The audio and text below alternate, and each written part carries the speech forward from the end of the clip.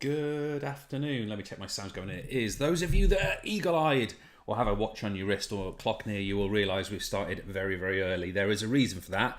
I did not realise how much content I had to put into this afternoon until a couple of hours ago when I thought, geez, I don't know if I can do that in an hour and a half.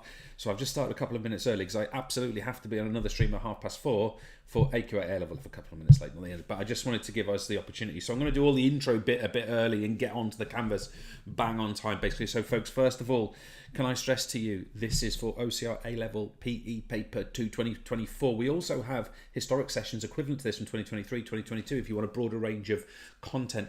We urge you, please, do take these sessions with the notes pages in association. This session is designed to be taken that way. So please have the notes pages. If you're on the hub page, it's just down below the stream. If you're on YouTube, just click it down into the description and go and get the notes from there. That's really, really important. So please do that. If you're just picking up on the stream now and you think, oh my God, I've missed something, we've got the DVR enabled here. So even though it's live, you can just drag it back a couple of minutes or whatever and do it that way. I'm just mindful I'm going to run out of time at the end of it, which is why we've gone a little bit early. So I hope that's right. So if you need to, just drag the thing and you can go back to where you want to start it from.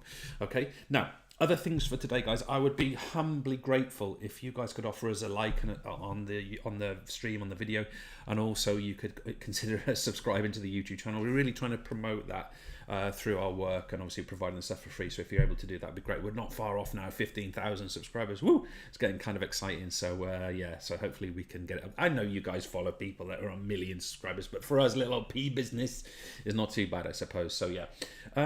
Thirdly, folks, you can ask questions during the course of the session. So on the hub page, just to the bottom right, there's a little sort of chat window. Go in there. Marta, although she's just ending a meeting at the moment, she's going to come in and she's going to answer those questions and bring them to my attention. I'm going to go for quite a big chunk of this session, and then we'll have a little pause in the middle, cup of tea, go for a wee, that sort of thing, and then we will get the second chunk done. Okay. Now I say again, there is a lot in this session. I'm going to give it everything. I'm going back to back here, OCR onto a different session for AQA. I've got about 3.5, 4 hours of teaching to do here. I don't know how I'm going to do it, but I'm going to give it the whole gun and see what happens, and to hopefully be living at the end of it. And I'll do my very best for you and try and deliver everyone on time by the end of it. But you know, it's live, what you're going to do. Okay, I feel like I've forgotten something, but I'm not. Oh yes, when I switch to the canvas, guys, it is a change of microphone, so you may need to adjust the old volume, so just be aware of that. If there's any technical issues whatsoever, just come, like our internet goes down or something like that streaming from here, we will get back on as quickly as we can. Just come back to the main feed and we will have it back to you as instantly as we possibly can, and I think that's the fairest we can say. So with all that understood, let's see if I can get you guys thinking really coherently about a bunch of OCR A-Level P Paper 2 exam skills. Yes, we're interested in content today, but I really want to get into the skills. We're 30 seconds before it turns at 3 o'clock, but I'm going for it, folks. Remember, DVR, if you've just joined us, you can just go back on, even on the live stream, you can sort of rewind the, can't read forward, can't fast forward, it ain't happened yet. But you know, you can go back if you've caught it, because we just started a touch early. All right, I'll stop going on about stuff. Here's the transition. Hopefully this will work. I always get terrified at this point. Let's give this a go. This far into the revision cycle, you guys pretty much, you may well know more than I do about what I'm about to do, but I just want to stress a couple of points. We are going to try and take AO1, knowledge, and we're going to try and turn it today into skills so that you can represent those skills in your actual exam. Second thing, folks, you must have the notes pages available to you in the session. It's designed to be done with the notes. You should have those. Don't forget, we've published the infographics, and we've got all 3 resources for the national mock exam, which you should have attempted, marked, and hopefully learn the model answer as well. Secondly, this is the material, which air quotes, I'm going to cover. My aim is not to cover this. My aim is to develop it in you. So I've got 9 topics there, whoppers, if I'm blunt. I mean, this one is huge, for example. So is aggression, so is classification, which is some really big topics here. And hopefully it's going to stand you in good stead. I'm going to try and be as comprehensive as I can. Now, with all that said, we're going to jump into a biggie straight away. And I'm actually going to sort of zoom us in here to give me a little bit more space. Now, what I'm going to do first of all is I'm going to describe each of these continua. And I'm going to make sure that you can accurately describe fine and gross, close and open, etc. So let's get started. What is a fine skill? When we're talking about a fine skill, we're talking about an archer, we're talking about a pistol shooter. We're talking about, the description is small muscle groups. That's what we're talking about, small muscle groups. We are talking about precision. We are talking about accuracy. Hence, we're talking about the little bit of adjustment of a rifle shooter who's going to do that kind of performance. But what about a gross skill then? Well, we are talking here about large muscle groups. We are talking here about things that are based on strength, things which are based on endurance, things which are based on power. We can distinguish different kinds of skills with those criteria. More importantly, perhaps, we can then base the right practice on those conditions. Now, talking of conditions, we're now going to have to think about the environmental continuum. So when we talk about a closed skill, that was meant to be a different colour. When we talk about a closed skill, I've ended up with a similar green. What do we mean by this? Well, most important, we're saying it's not affected by the environment. Okay, and I'll just put environment in here. So not affected by the environment. There's down arrow, little perception. There's down arrow, few decisions, very few decisions to make in a closed skill. It's sort of like it's a single decision action, we can also say. We often use the words here of habitual skill. It's a repetitive skill, because if we do it again, it's going to be the same as the time before, hopefully, if we've got good technique. But we also want to be thinking about, okay, what is an open skill over down this right-hand side of this continuum? We are talking here with an open skill, affected. It's affected by environment, it's affected by the environment, but also it's up arrow, it's high perception, it's actually a perceptual skill. It's also high on decision making, okay, high on decision. There's lots of environmental stimuli. A nice word to include here is adapting. We often adapt skills that are done in an open environment. What about a difficulty continuum? What is a simple skill? Well, a simple skill is not quite what it seems on the cover, okay? A simple skill has little info processing to do. In other words, it's got it's got low, if I put down arrow, low perceptual load.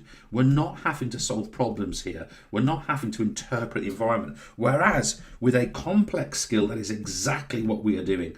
With complex skill, there's lots of information processing. I don't know if you guys will have studied this in other tutorials, other sessions, but processing. But it's what we call multi-channel hypothesis when we talk about reaction times, for example. I'm not going to get into too much detail, but that multi-channel means that we've got lots of possible alternatives that we could produce, therefore it's complex. So lots of information processing. Also, we're going to say up arrow, it's a high perceptual load. Without question, a high perceptual load is a complex skill. Now let's keep this going. We've got 3 to go. We've got pace and continuum. Let's go to some kind of orange colour. So what do we mean by SP, self-pace? What is that? Well, a self-paced skill, folks, is the initiation or the start of the skill. The initiation is based on the performer. So the performer determines, okay, I'm ready to start this thing now. So just, I don't know, a goal kick for argument's sake. Whereas, and also, can I say as well, the timing is controlled by the performer as well. So that's a nice way of putting it. But we've also got externally paced skills. Okay, what are externally paced skills? It's when the initiation or when we start the skill, it's determined by the environment, okay, by the environment. So the environment, a bit like our open skills, our complex skills, the environment determines when this skill should be done. Also, the actual timing is controlled by the environment. So when you change it, the need to accelerate, decelerate something, etc., the environment determines that. You perform it, but the environment dictates when it's relevant to do so. 2 to go, and we're getting there. We've also got here the idea of discrete, serial, continuous skills in the continuity continuum. So let's say what a discrete skill is. A discrete skill is something with a clear beginning and end. Okay, so it's sort of like it's self-contained, beginning and end. And the other way of putting this is that in order to do it again, you'd have to start the skill again. You have to effectively stop and start again to redo it. Think about a tennis serve as a good example of that. Think about pitching a baseball. That's a good example of a discrete skill. Whereas if we're talking about a serial skill, we are talking here about a series of discrete skills. So think about a triple jump. Think about a dance sequence, gymnastics sequence, or a dance routine. But we also have things called continuous skills. And I love this description of continuous skills. It is when the end of one move is the start of the next, Okay, that's what we would describe here. That's what we mean. And finally, with organisational, perhaps the simplest one that we've got, not necessarily to interpret, but to describe. When we talk about a high organisational skill, we cannot break it into parts. It's often described as having few SRs. SRs are subroutines, not stimulus responses. Few subroutines. Whereas a low organisational skill, can be broken into parts, can be broken down, and also it tends to have many subroutines, SRs, I'll put it like that. Now, with all that understood, what we're going to do is we're going to start thinking about a few different behaviours we might need to perform with this set of knowledge. So first of all, I want to distinguish between the idea of defining and describing continua, which is what I've literally just done. We've got their low organisational skill could be each broken down to subroutines, whereas high organisational skill can be. Hang on a second. So this actually is the wrong way around. That should be can. I was just reading that. I was like, hang on a minute, and that's cannot. Okay, so that's actually the wrong way around. Sorry, I didn't actually notice that before just now. Anyway, my point is we are describing things. We're then going to look at classifying particular skills, and then we're going to justify our classification. Let's have a go at that. Complete the table below in relation to a marathon runner on the organisational continuum, which we screwed up above. So what would we say here? We're going to say, we will say high org is a skill that cannot be broken down. That cannot be broken down. It's exactly what we've got above as long as it's written correctly. But a low org is one that can. Okay, so there's my description, my definition of that. That's the skill I need. You need to understand. But what I want to do here is go, okay, what about my marathon running? Is it low or is it high organisation? And I'm going to say it's towards the high, and I'll just put in brackets towards the high end. It's a pretty high organisational skill. Why is that the case? Can I justify that? Because it's very hard to set. There are subroutines, by the way, but it's very hard to separate the following things. It's very hard to separate the leg action from the arm action, from the head carriage, from the pacing. So these are all subroutines. From the pacing to the breathing technique, these are all different subroutines. And can we separate them and practice them individually as subroutines? Not really. Therefore, the idea here is that it's a high organisational skill. Next action, let's have a look at this. We've got a basketball player defending 1 versus 1 on the environmental continuum. So, first of all, well, we've got that idea of an open skill. We know that open has many stimuli. We know that it's got perception. We know there's decisions to make. Whereas our closed, what we've got here is a few stimuli, and we've got low perception or little perception, and we also call this habitual and repetitive. So what is defending? Let's call that habitual. So what is defending? Is it open? Is it closed? And I'm going to say here that defending is towards the open end of the continuum. And how can I justify that? I'm going to say it's because the defender has to interpret, again, keyword interpret, we could say decide upon or choose to, has to interpret movements of the dribbler,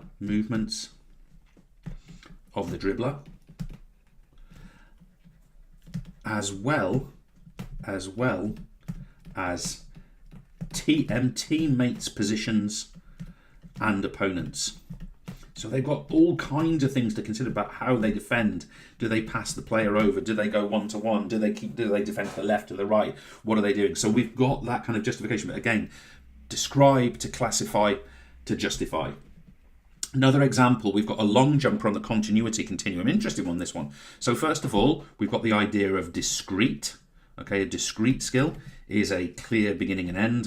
I'll put clear B and E, clear beginning and end. We've got a serial skill, which is linked discrete moves together, linked discrete skills. So a series, in essence, of discrete skills. And we've got our continuous skills, which here, those are the end of one is the start of next. End of one is start of next. Or we could say no clear beginning and end. Now, what we're going to do is say, okay, well, what is the long jump? Well, the long jump kind of occupies here.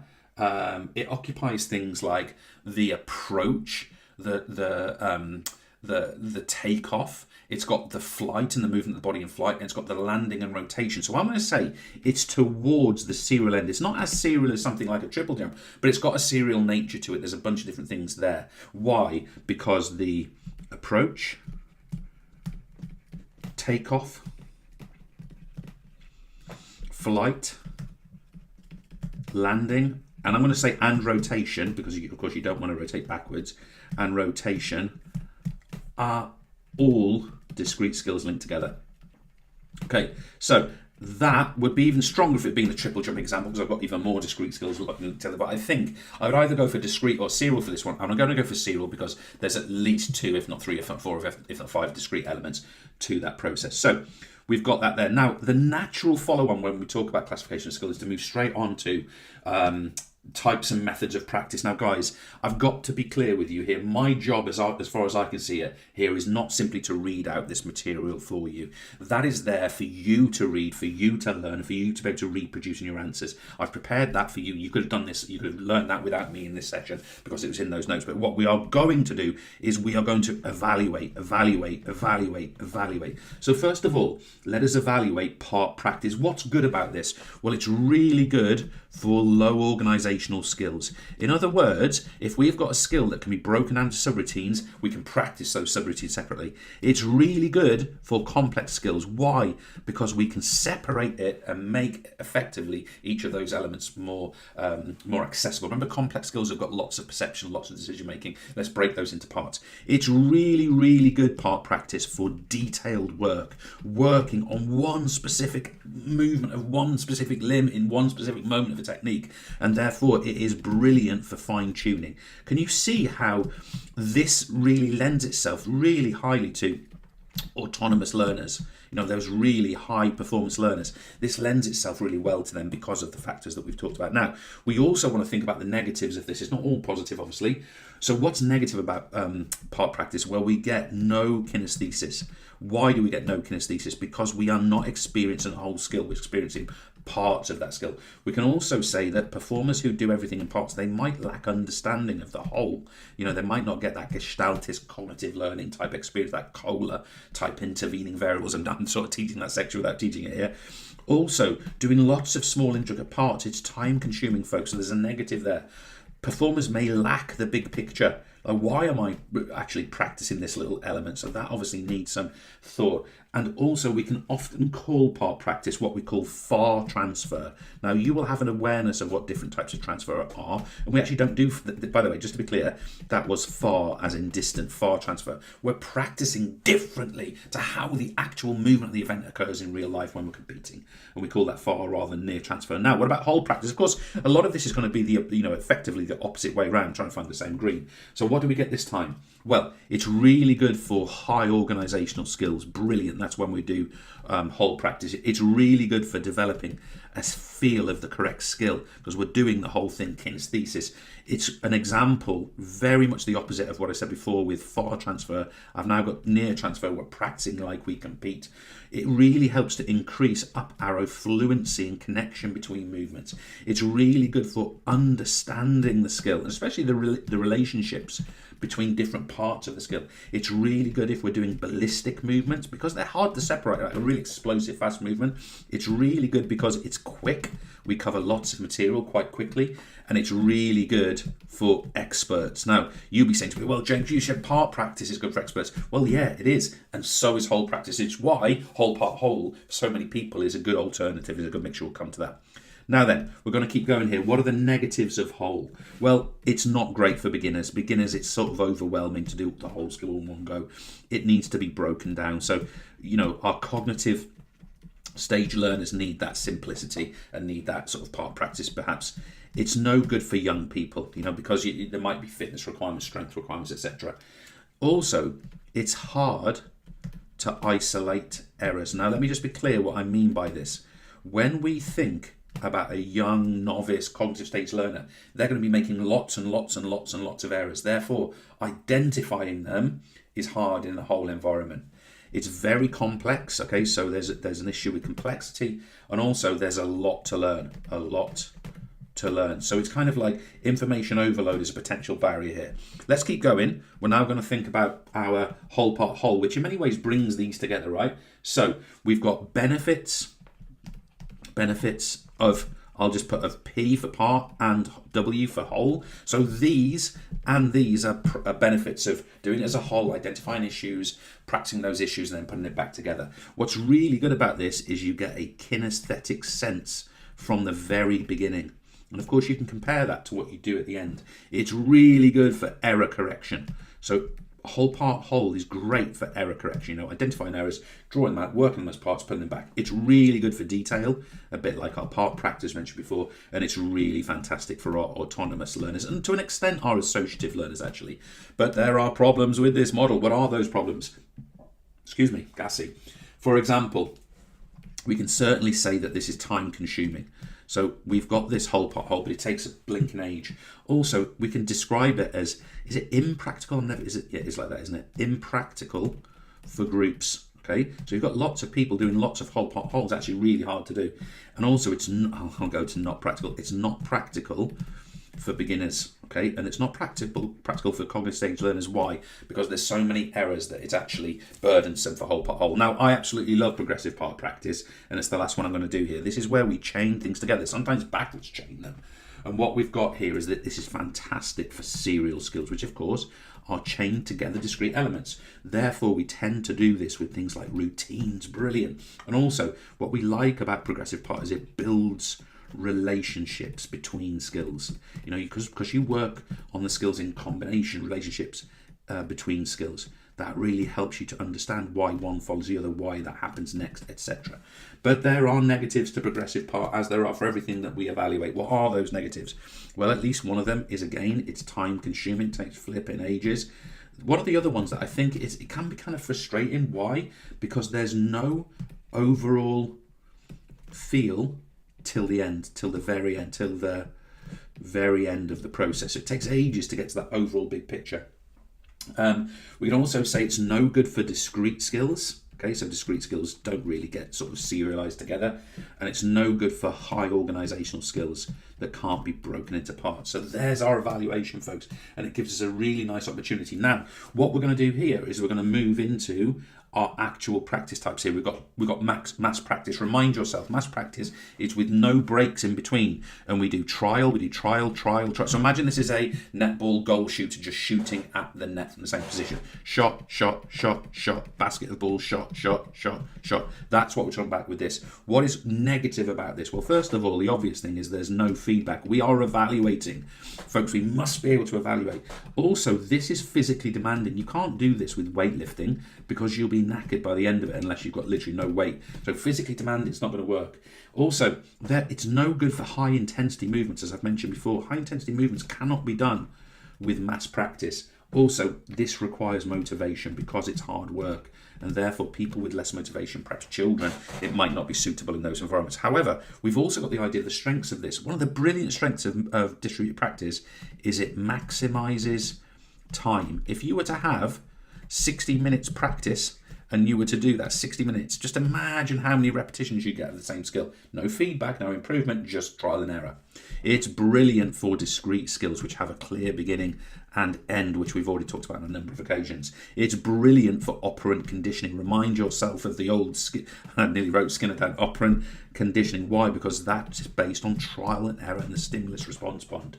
It's really good for fitness development. We've said it's physically demanding, therefore mass practice can actually be used to get people fitter.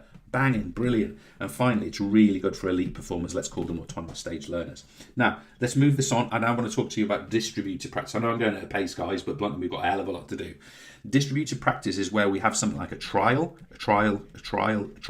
a break for feedback or visualization. Repeat, a break. So there's breaks in between those trials. So think about the goal shooter in netball now, and in these periods here, they're getting feedback, they're getting coaching. What's good about it? Well, first of all, they get coaching, they get feedback. That, of course, no feedback, no learning. Feedback is the source of learning, really. Also, other things can be done there, such as visualization. It doesn't have to be feedback. It could be a mental process of visualization. It's really good for high intensity skills. Why? Because we get a break in between. It's almost like reps and sets, really, isn't it? And also it's really good for the less motivated. So this will often be used with children, for example, or people coming back to help fitness, movement, sport. Now, of course, there are some weaknesses to distributed practice. First of all, we can call it time inefficiency. Now, I feel a bit bad about this statement because actually doing visualization and coaching is actually really good use time. But the point is we get fewer trials overall in our 60-minute period of our training. Perhaps we get a third less or a quarter less. We don't get as many. Also, the breaks can distract people. Breaks distract. When someone stops and has to start again, that is a likely source of sort of motivation or positivity being lost. And what we could say here is elites, in the sense of high-level performance autonomous, want fewer stops. They want fewer stops. So, of course, therefore, we've got a bit of an issue here because we're getting stops. Now, let's move things forward here. Fixed practice, of course, is all about our closed skills. So what are the weaknesses of our fixed practice, first of all? Very much related to an unchanging environment. Because of that, they are absolutely no good for open and complex skills, except in one environment, which I'll come to in a second. They have no adaptation. So a fixed practice environment is I meant to put adaptation, but I've put adaptation, it'll do. These are no good for example, possession drills, for goalkeeping. It's not going to work apart from specific environments. And it's a very narrow experience. Another way of saying this is it's flipping boring. Okay, so doing the same thing over and over again, it can be a narrow experience. Now, there's some positives though. It's brilliant for closed skills. That's where this comes to the fore. Javelin, good example. There's no confusion. Okay, there's no kind of technicality really to this sort of practice environment. But the other thing we're going to say is that the base technique, even of an open skill, let's talk about some kind of possession or defending, the base technique can be practiced before going to variables. So think about the classic example of a rugby group who practice their passing and then put it into a possession drill, which is more variable. This is a classic environment, classic scenario. Whether it's good practice is another matter. Now, folks, last thing on this particular slide, positives of variable practice when the skill is done in a changing environment relates to games a great deal. It's really good for open, it's really good for complex skills. By definition, that's what they are. It's really good for perceptual skills where we've got a high perceptual load, decision making. It's really good, exactly what I just said, for decision making. All these key terms need to be placed in your answers. It's brilliant because it's near transfer. We've talked about that already. What do we mean by near transfer? It's like the game. And this one's a really nice one. It broadens schema. Now, we don't learn schema theory on this particular course, but schema is generalized movement patterns stored in the long-term memory. And if they're broader, they're richer and can be used. Also, I think one of the good ones to put over here is it prevents boredom. You know, think about what you enjoy when you go to, I don't know, your netball, your hockey, your tennis. Well, maybe not tennis. Well, yeah, tennis, football, rugby, whatever. You enjoy like the gamesy bits, right? That's what people like. And that's the case of what we're talking about here. Now, there are negatives. We could say here it can be overwhelming. So, you know, think about really complex drills. Think about, you know, maybe your cognitive state learner doing lots of possession work. It's no good for closed skills. And of course, I can't actually read my notes here. We need to remember that sometimes core skills need to be learned first. So maybe what we're saying is, and that would be done in maybe more of a closed, fixed environment. What we're saying here is that maybe in some cases we learn, for example, our passing practice like this, and then we develop it into a more open, variable environment like this. Change canvas. Okay, guidance methods. Again, we are evaluating, folks. Really big topic this for you, but we're evaluating. Notice the strengths and weaknesses. Now, I'm not going to go over all of them here. Rather, what I'm going to do here is we're going to have a look at some of what might come out as like the methodology of what we might write about this. Guys, can I remind you, evaluation is when we talk about the positives, the negatives, and we reach conclusion. What we're doing here, I'll just go over some visuals, brilliant for mental image. It's good for early stage learners. It allows the coach to cue, which is to combine verbal and visual together. We can do it in slow motion and like really isolate a particular movement. You can see the stages of the skill, what we call the phase of movement. It gives an understanding. Think cognitive learning. If we understand the skill better, we're better able to adapt it and apply it. Wonderful. It can be used for error detection, so actually detecting errors in performance which can then be corrected. It encourages observational learning. Think about Bandura's theory. We know that people learn from observational experiences, and it's more effective if the demonstrator is a role model. We tend to pay more attention. Again, coming back to that attention retention aspect of Bandura's model. I'm not going to get into that now. However, the biggest issue with demos is people tend to screw them up. Could be too quick or done all at one pace for different learners. It's also, we've got the idea, an image of movement doesn't show how the movement is performed, okay? And also slow motion can really skew things. The other thing is, I would say here, is we've got no kinesthesis from a demonstration. The performer doesn't feel, a bit like we get with manual and mechanical, doesn't feel what it's meant to be like, therefore it's a bit of a weakness. Now, I'm going to do the same evaluation with verbal here, coaching points, instructions, tactical info. Good things, really good for high-level learners, very direct, clear, good for motivation, good for confidence, good for attention. Again, come back to Bandura, albeit that's in relation to observational learning, but it gives attention and specific focus. I'm really tempted to teach you Nidafer's model here, but I won't. Questioning can lead to learning, so Q&A, that's a really nice thing to talk about here. Q&A can lead to some problem solving as well. We can explain how things are done. That's why we might do it in combination with visual. We can refine skills during a performance, and it's good for simple skills. Now, what's negative about coaching points? What if we get them wrong? What if they're too technical? It's too inaccurate. It can lead to too much info on go. Beginners won't necessarily understand what the hell you're banging on about, so therefore you've got to sort of pace that a little bit. Can be boring just to stand and be coached. It can be confusing, especially think about the blunt tool of language here. And finally, some movements are hard to explain. Now, what I want to do here is I want to get to this question. Cueing is, this is a nice word to learn, by the way. Cueing is the process of providing some instructions while simultaneously providing a demonstration. Okay, so that's what we're talking about. Using your knowledge of different types of guidance, explain why a coach might do this. So bear with me, guys. I'm going to do one of my long old answers here.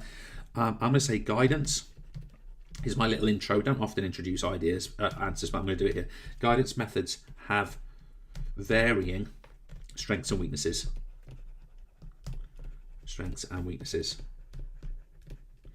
Okay, and obviously that's why we're going to combine these to help them work. A demo or a demonstration, should really write out, but a demo is excellent for providing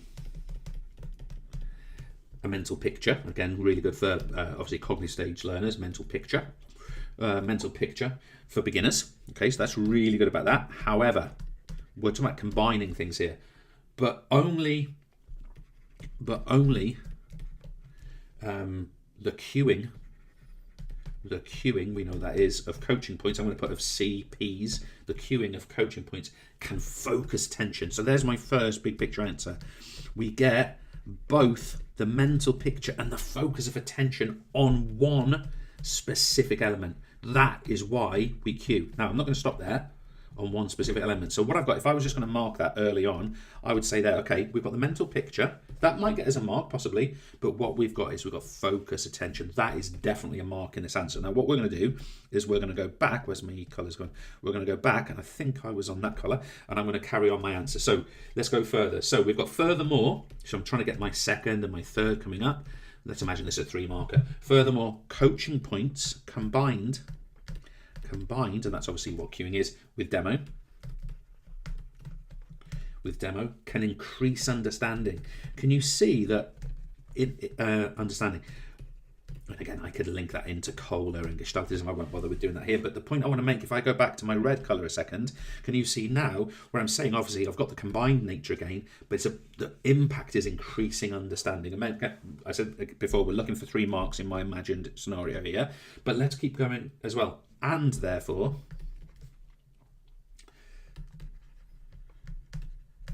potential. Okay, so if someone understands something better, they've got a higher potential to go and do it. And I'm going to put finally, still talking about cueing, not talking about them individually. Finally, cueing can unlock. I love using the word unlock in little mini essays. Can unlock the critical element. The critical element. Now, I'm not going to get into this, but skills are all thought to have a critical moment, which is the most important moment. Anyway, a critical element of a demo, and highlight the gate. I'm going to put the air quotes gateway part. And what I mean by that is, you know, sometimes if you, I always remember one. I was being coached tennis way back, and I remember that one of the critical moments of that coaching was the coach said to me, hit the ball just as it begins to drop. Just not on the after the, so it bounces, it rises, and just as it begins to drop, that's where you strike, and strike from low to high. In most cases, obviously looking for topspin. That really changed. It was a critical element. And what I'm saying here is, if we go back to marking, what we've got here, cueing can unlock the critical element. That is unlocking it of the demo, and that gets us our max. So it brings attention, it focuses specifically on the critical element, and also it increases understanding. Of course, the demo itself creates a mental picture, which the verbal can't. So there's our answer. Now, here we go. Manual guidance. Again, we're evaluating here, folks, aren't we? We're saying what's good and bad about this. We know that it's physical manipulation. We know it's spotting. We know it's hand-holding trampoline. We know it's aiding performance. Why? It gives the performer kinesthetic experience early in the cognitive stage. Also, it increases safety, which is really important when you're doing inversions and somersaults or whatever. It increases confidence. Performer can experience the full range of movement. It's good for individual coaching. However, it's not good for groups because it's done one-to-one. It does does not create a mental picture, which visual does, for example, and permission is required. You've got to ask, can I put my hand on your shoulder, whatever it happens to be, elbows in the picture's case. So the question is, evaluate the use of manual guidance when coaching children to learn to swim. Now, I'm just going to give you all of my positives and negatives. So I'm going to say, it up arrow, it increases safety. I'm going to get that into my answer. That's a positive. But I'm going to counteract that with a negative. And I'm going to say, however, it's for individuals only. It's no good if you're coaching a group. So can you imagine the statement here? A strength of manual guidance is it can increase the safety of the swimmers and ensure that they're not worried about drowning. However, this is only an individual impact, so it doesn't work with groups. You can imagine that kind of statement, right? Let's keep going. What would be another positive for me? It increases confidence, and we're touching on that already. So that's a real positive for me. Fantastic. However, on the other side, you have to ask permission, and that might not feel comfortable or something like that. You could go to that other aspect. Another positive I'm going for here, I'm going to say that it produces early kinesthesis, so someone can get to feel what the skill is like before they can produce it themselves in that cognitive state. That's fantastic. However, there's negative drawbacks. This could lead to reliance or over reliance on that support, and perhaps the performer can't do it. Okay, and we can also say another negative is it can slow down a group's progress, and we've said already it's not great for a group's progress. Now, what I would do is I would make those sort of ongoing statements of positive, negative, or you could do all positives and then all negatives. But guys, don't forget that you need to do your conclusion. And my conclusion is going to be something on the lines that it's excellent for one-to-one with beginners, but not groups, where demonstration might be more relevant, something like that. So there's my structure, my answer. I'm evaluating it. Guys, when you break a question down like that, it makes it so simple as to what we need to do, and hence we're doing the session and covering those points. Now then, mechanical guidance, we're talking about physical aids, equipment, we're talking about bowling machines, stabilizer on the bike, harness on the trampoline, armbands for swimming, floats for swimming. You've got a parachute in the image here. Why? It increases safety. It allows learners to experience advanced skills earlier, perhaps in that cognitive associative stage, and it's really good for closed skills. However, it can lead to over-reliance, it can be expensive or elitist, it may prevent the experience of the real thing, and it's not suitable for open skills. The other thing I just want to put as a positive here, guys, is people love it. People's fun. If you go to table tennis practice and you go, right, you can hit with the coach or you can hit with the robot machine, what are you going to do? You're going to hit with the robot. It's good laughing at it. It's like you're going to have a good time with it. I don't know where I'm going with that. Anyway, I'll come back. Now, it says evaluate. Clearly, I am doing the evaluation here, guys. Clearly, that is my role in this section. So what's my argument going to be for coaching? By the way, let me change this. This is a repeat of the question. I'm going to say mechanical guidance. This is what this should have been. We did a bit of a copy and paste. Not when children learn to swim. We're going to say when children are learning to trampoline. Let's imagine they're doing a seat drop, or let's imagine they're doing an inversion. They're doing the first somersault. So one of the positives is that we can use a harness. Okay, and that harness is going to feel exciting. So I've sort of doubled up my positives there. However, on the other hand, I'm going to say the negative of this is it's really expensive and not always available. So that's a bit of a problem. Also, it's quite slow getting people in and out of the harness, loads of people waiting about, etc., etc., etc. However, on the positive side, we get tough moves, let's call them inversions, somersaults, back somersaults, tough moves early. Otherwise, you have to be doing this for months and years before you get to get that really cool stuff. But on the negative, it's one person only. On the negative, most of group is passive. Most of group. I could say passive. I'm going to say watching. Now, again, there's some strengths to watching. You can be coached in that environment, possibly. But the other thing I want to get to here is that the positive is you get much higher levels of safety. So we're going for a back somersault, we're getting inversions. Brilliant, we got safety. On the other hand, what are we going to say? It really depends on the expertise of the coach. Can the coach actually use this bit of equipment properly? Now, obviously, let's hope that some coaches can, but that's not going to be the case in all. That harness is going to sit there never getting used for a lot of the time. So what we're going to do here, we're then going to reach our conclusion. Okay? And I'm going to say here, it's excellent, big tick, for specific trampoline experiences, such as first, I'm going to put first inversion or somersault. The first time that a performer's going to do an inversion or somersault, I'm going to get the harness out because it's going to really move that along nicely, and I'm going to take the hit of it being a bit more slow and a bit sort of gradual despite that. Okay, let's keep this going into topic 4, talking about feedback. And again, I've sort of taken the same approach, let's make this a bit bigger, taking the same approach here, guys, of making sure that you've got clarity of both the descriptors. There's the descriptors of intrinsic feedback, for example, extrinsic. I'll let you consume those. But more importantly, I've put the evaluative structure. Again, I know I'm banging on about this, but I just want to make sure that we've got that. So, for example, we've got advantages and disadvantages of intrinsic. I'll allow you to sort of have a look at those. What we're going to do is look at some question formatting, okay, here. So I've got a question here. Explain why beginners rely more heavily on intrinsic than intrinsic feedback. Now, on the face of it, it doesn't feel like an evaluation, but really what we're saying is, when is extrinsic good for a beginner and when is intrinsic bad? It's asking us that question. So let's see if we can have a go at it from the information that we've got up there, obviously. We've got beginners lack, and that's the cognitive stage learners, of course, a kinesthetic sense. And guys, I know you're kind of like copying what I'm doing, but it's worth it. Learn these answers.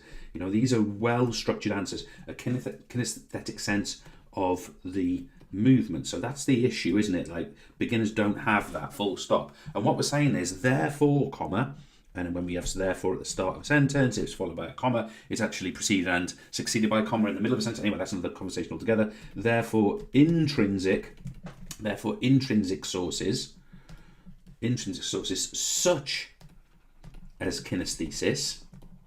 such as kinesthesis are not available. So that's why, that's one of the weaknesses, isn't it, of intrinsic feedback. In this case, the equilibrium, the proprioception, the kinesthetic sense isn't there. Instead, experienced coaches, not performers, experienced coaches, and of course we like putting that little clarifier in because that means the information is going to be better, can offer extrinsic insights through coaching points. And of course that's going to be an example, obviously, of verbal guidance as well. We could link that in here. Or all 3 types of reinforcement. So I'm mentioning this at the end here, and I'm not going to do operant conditioning and all of the reinforcement stuff here, but all 3 types of reinforcement. But just remember that the 3 types of reinforcement are that we have punishment, which sounds horrible, but that's to break a stimulus-response bond. We've got negative reinforcement, which is the removal of a criticism or a coaching point, which is to form a stimulus-response bond. And we have positive reinforcement, which is to strengthen the correct stimulus-response bond. So there's my answer. We don't have the kinesthesis, so we get an experienced coach to deliver coaching points, which is a form of visual guidance, and we can use reinforcement within that process too. Now then, we've now got the idea of knowledge of performance, knowledge of results, and really link these to your process goals, okay? So process goals and also performance goals, but knowledge of results is obviously all about outcomes. Now again, I'm not going to go over the descriptors, they're there for you. I'm not going to go over the evaluation. What we're going to do is we're going to try and answer this question here, okay? We're going to analyse the role of KOP and KO for downhill skier. Goodness me, let me finish my sentences correctly. Let me just change colour. So here, folks, what we're doing is we need to include both this and this. We're analysing the role of both. That "and" is a critical word. And I'm going to say KOP could be, for a skier, remember, the ongoing, so that, you know, this effectively makes it concurrent during, the ongoing internal, I'm linking to intrinsic feedback, sense of equilibrium that the skier is experiencing, of course, of equilibrium that the skier uses to stay on their feet, and adjust where necessary. So we've got, that's where our KOP is going in. This person's either feeling imbalanced or not, and adjust where necessary. Now, what about this KOR? When is a skier, downhill skier, going to get knowledge of results? I'll put it in a separate paragraph here. KOR would occur. What do you think I'm going to write, folks? What do you think this is going to be? I wonder what your ideas are. Once the line is crossed, and it could be before this, by the way, because it could be that we get sort of segment times, but I'm not sure how that works in skiing, to be honest with you. Once the line is crossed and the skier sees their time and ranking. So what we have got here is we've got the knowledge of performance, they're feeling as they go, they're sensing their imbalance, so they might even sense the speed that they're moving at. It could even be sort of the wind rushing past them, couldn't it? That sort of sense as they're going. But the knowledge of results here is when they get that time, that ranking. You finish fourth, mate, whatever it happens to be, you missed the podium, Sam. I don't know where I'm going with that. Now then, positive and negative feedback. Again, guys, I'm not going to go over this with you, but what I'm going to do here is we're going to look here at an example. We've got here a trampoline coach shouts, lift from the hips more, whilst the trampolinist is training to perform a pike back somersault. Hard move that. Identify 3 types of feedback. Now, we've been asked to identify them, so all we do is need to name them. So I'll just change up my colours. And what do we have here? If that is called by a trampoline coach, what are they giving? Well, first of all, it's from the coach, so we know it's extrinsic, okay? It's extrinsic. It's from the coach. It's their opinion. So that's what we've got. And I'm not going to describe it here because I'm just asked to identify. Now, I'm also going to describe this as negative feedback, not reinforcement. This is something that sort of bugs me a little bit. A lot of students I work with conflate negative feedback and negative reinforcement. They are not the same. In fact, they can't be the same thing. Anyway, negative feedback, in this case, is the coaching point saying do it differently. In fact, let me just put that in there. It's do, the coaching point, lift with the hips more. Ultimately, if you were to render it down to its base, it's saying do it differently because it's not working, right? So that's what it is. It's a negative feedback. Remember, negative reinforcement would be if I said that to a performer again and again and again, and then I removed that and didn't say it again, that would be negative reinforcement because I'm not using it. Anyway, just to be clear. So it's negative. And also, it's KOP. My coach, knowledge of performance, my coach is not saying to it that I would have scored that the following score. That's the outcome. No, they're saying the performance, this particular move would be improved if you had more hip flexor involvement. I think that's what we'll be talking about. So that's a knowledge of performance. So this sort of principle is really useful for making sure that we understand these things. Woo. Yeah, this is going to be tight time-wise. Marta, I'm going to be really quick. Do we have any questions? No questions. Any shout-outs? Let me just check the old social. I don't think anyone's asking for any attention, bless them. So what I'll do is I'm going to pretty much get straight back into it. But as far as you're concerned, everything's fine, is it? Fine, yeah. Okay, good stuff, guys. We've still got a lot to do here, so hang in there. This will be a big old chunk. I need the toilet already, but I'm going to go for it. not the toilet. I'm going to go for it anyway. Keep teaching. We've all been there, haven't we, teachers? You have a 6-period day and you don't get to even have a cup of tea.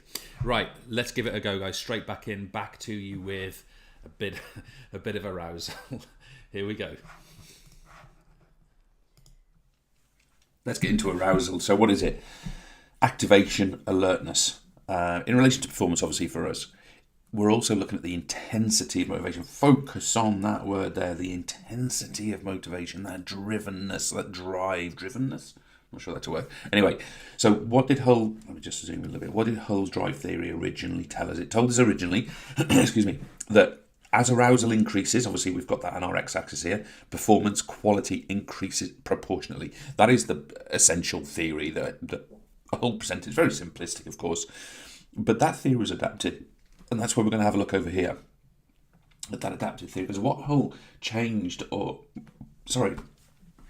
improved his theory by was that he suggested that as arousal levels increase here on the x-axis, obviously graphically represented, what we've got on the y-axis is the likelihood of the dominant response. Okay. Now, a dominant response is different to performance quality. Effectively what Hull's saying is, as someone progresses, let's say, to this level of arousal here, the chance of their dominant response occurring is greater. If they have greater arousal, it's even greater up here. Now, the dominant response is the most common response that the person will make in that particular scenario. So what we'll say there is that a highly skilled performer, their dominant response is likely to be skillful performance. Therefore, in order for them to get their dominant response, or the chance of it happening, they have to have higher arousal levels. Okay, so that's what we're looking at here. We're suggesting that effectively arousal will create the likelihood of dominant response. Now, if we look at something like a cognitive stage learner, someone who's going to make lots and lots of errors in their performance, what we're saying is their dominant response is mistakes. Okay, so the more sort of hyped someone is, if they're a cognitive stage learner, their dominant response, which is going to be, let's say, error-filled and what have you, that sort of hypeness is going to overemphasize that, and it's going to mean that that's more likely to occur. Now, One way of sort of thinking about this is to look at the way that Hull adapted his theory. And there's three things that he did differently second time around. So the first one is he introduced the concept of dominant response. Of course, that's the most typical response that this particular individual is going to make. The second, he introduced that. Sorry, I should have put introduced dominant response. Secondly, of course, we can argue that he had the removal of performance quality. He realised that arousal was not a driver of performance quality, unlike other theories we're about to have a look at. And thirdly, we would say the adaptation he made is he made the theory more accurate. Okay, he made the theory more accurate, and I would say also individualized. It's still a very simplistic theory, but because of the use of the dominant response, individualized. That's right. It's a long word, isn't it? Because he made dominant response effectively the measured variable here. What that then means is it brings a level of individualization, and that makes that theory more realistic, rather than saying, look, the more aroused you are, the better you perform. That's way too simplistic. Now, let's have a little look at this. We've got drive theory and its sort of evaluation here, and I feel like we're going to evaluate the original theory in some ways here, but we've got its strengths: simple, the dominant response, which was good, accurate for some performance in some situations, probably accurate with more gross skills for experts and more fine skills for novices, and it helps teachers and coaches understand the relationship. So it's a nice introductory kind of theory, but also there's significant weaknesses here. The first one we can say is the initial version is weak. Initial version is weak. So that first version of Hull, not great. We would call it simplistic. Okay, and one way to sort of add to detail there, it's simplistic because it's linear. It's sort of like this, any kind of straight line theory representing human beings and behaviour isn't going to get it, isn't going to cut it really for a broad range of people. The other thing is it doesn't really take individuals into account enough. Doesn't take, even though we're saying it's more individualised, it doesn't take individuals into account enough, let's say. Enough. Better the second time around. Right, it doesn't explain catastrophe, and we're going to have a look at that in a second, of course. But if performance sort of falls off a cliff, this can't explain that, and therefore that's concerning. It doesn't explain. So if I can summarise this well, especially the original version, it doesn't explain the following: when high performance. It doesn't explain when high performance, high, that's an arrow, believe it or not, happens with low arousal. It doesn't explain that very well, and some people do find that, and it doesn't consider skill type. So we're going to have a look at the variations here of this kind of theory, but it doesn't consider skill type at all. Now, let's move that on. What we've got here then is we've got the inverted U theory, something that I'm confident that you guys have become familiar with. And what I want to do is sort of give a quintessential, perfect way of describing it. Sorry, folks, I'm just going to have to sip a drink. Hang on a second. That's better. Okay, so what we're going to do here is we're going to describe the relationship between arousal and performance quality in the Yerkes and Dodson model. That's the inverted U theory. And we're going to do it with two sentences. So sentence one is the following: as arousal increases, so does performance quality. We've got that. Just what I haven't finished that sentence, by the way, yet. But we've got that here. Look, we've got as arousal increases, performance quality does here. Okay, and then of course we get to here. Performance quality up to an optimal point. Up to an optimal point. Now, we have now explained up to this point. There's our optimal point. Our peak arousal causes peak performance quality. Now, we've got to finish that off with a second sentence which summarises the rest of the relationship. And then we can do it like this. Any subsequent increase will lead, that's an increase in arousal by the way, will lead to a reduction in performance quality. Will lead to a reduction in performance quality. And of course we've got that illustrated here. So if we go past the optimal point, our performance quality, so we're going to the right with arousal, and our performance quality is coming down. And obviously we can name that boredom, optimal arousal, hypervigilance, under aroused, optimal arousal, over arousal, etc. Okay, now the other thing of course we want to consider is that the nice thing about the Yerkes and Dodson model, we've got this sort of notion of the shift in the inverted U, and I would really encourage you to consider this in sort of practical terms. what this theory suggests is that personality can cause a change in that inverted U relationship. And basically what we're saying is that extroverts, they require higher levels of arousal. It shifts to the right. Extroverts require higher levels of arousal to reach, this is optimal performance here for both performers. But of course what we've got is the extrovert needs to be at this level of arousal, whereas the introvert needs to be at this level of arousal. So it's the same performance quality, but because people's personalities are different, perhaps we're thinking about it in terms of trait theory here, on that basis we've got the idea that the curve shifts to the right and to the left. Okay. Now notice as well, there's huge overlap. There's huge overlap here where both performers could be at the same arousal levels, but the point would be that the quality of performance would be different. Okay, obviously, so we can think about it like that. Now, the other thing is we've got type of skill. Okay, so we've got type of skill. Type of skill. So let's have a look at that here. What we're saying, again, performance quality is equivalent in both cases, but what we're saying is that a simple skill, which is something with a low perceptual load, will be performed best at high arousals, whereas a complex skill, something with very high perceptual, I said low before, something with very high perceptual load needs a lower peak arousal to get optimal performance. And that's an interesting way to think about this particular curve, is that, and sometimes we also think about it with fine and gross skills, but I like to personally, I think it's better to think about it with the complexity continuum. And then thirdly, and this is actually my favourite one of these, a bit sad obviously, we've got stage of learner, or phase of learner, you could say we've got stage of learner. So let's have a think about that. Notice something different here. This time, the performance quality of the autonomous learner compared to the associative learner, compared to the cognitive phase learner, okay, these are different performance qualities. In other words, this performer is the best performer, the autonomous, and that makes sense. But notice the autonomous phase learner needs that highest arousal to get peak. Our associative is sort of in that second place. They need sort of moderate arousal levels. And what we're saying is that our cognitive stage learner, they need lower arousal levels to get their peak performance. But of course, their peak performance is going to be lower because they're as it were, underskilled at this particular point. Okay, so strengths and weaknesses of inverted U theory. I mean, they're for you to consider and for you to go over. I won't sort of read them out to you. But one of the things I do want to stress to you is why we put this here is we are establishing a capacity to evaluate this theory. If you ask to evaluate, here's your strengths, here's your weaknesses, and of course then you're going to reach some kind of conclusion. We're trying to equip you with the capacity to do those things. Now, I actually don't like to teach people. This, by the way, this isn't teaching what I'm doing now. This is revising. If we were doing this in the classroom, I wouldn't be showing, you would be working to get these lists of strengths and weaknesses, perhaps as a group.